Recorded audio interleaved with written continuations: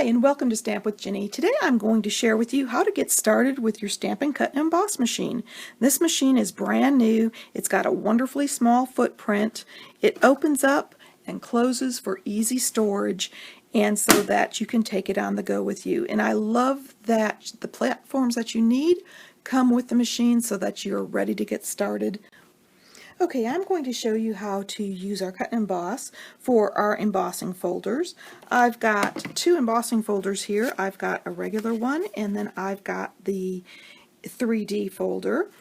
And so I'm going to look at my die cut plate, and it says here to insert the embossing folders, hinge first, so I want to make sure I'm doing that.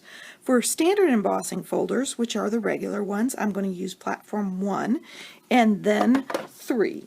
3 are our clear pads, so that's easy to remember. I'm going to put 1 on the bottom, and then I've got a piece of Pool Party cardstock here in this Winter Snow embossing folder. And remember, we're going to put the hinge first, and then I'm going to put the second number 3 pad on the top of that, and I'm going to roll that through. Now I'm on my grid paper, so this is sliding around a little bit. There we go.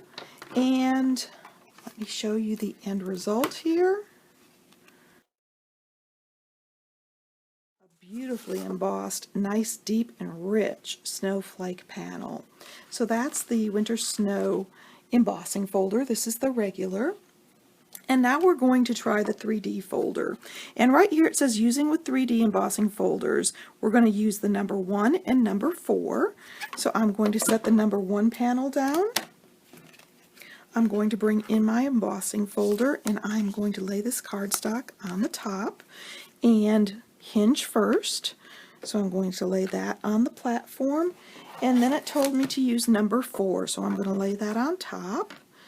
And we're going to roll this through.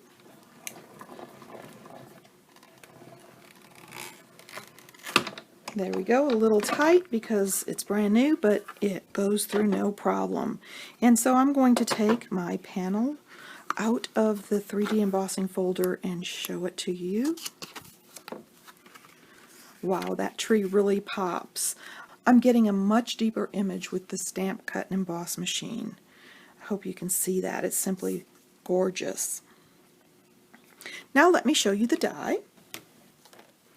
I'm going to be using the Stitch So Sweetly dies for this. I'm going to use this lovely little frame that has this stitched edging on it. So I am going to look at my platform, and I am going to find what I need to use. I'm using the thin dies, so I know that I need platform 1, 2, and then the cutting plates, which is number 3.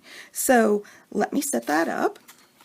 I'm going to put 1 down first, and then number 2, and I love the fact that these have the numbers here on the corners for us.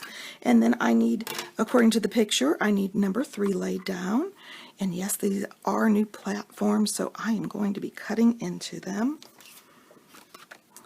And we have got the sentiment and the die. You want to make sure your cutting is down, and I'm going to line that up the way I want it.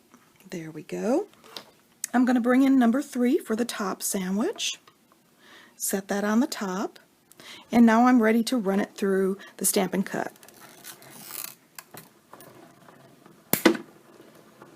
So smooth. This is absolutely wonderful. I'm just loving this machine. And we've got a beautifully cut sentiment. I think you're going to really love this Stampin' Cut Emboss machine. It's so nice and compact, and I love the fact that all the plates that you need come with it. And then it folds up and has a wonderfully small footprint for our crafting area and for crafting on the go. If you'd like any of these products, feel free to stop by my online store. You can get there from my blog, Stamp with Jini. Thanks for joining me.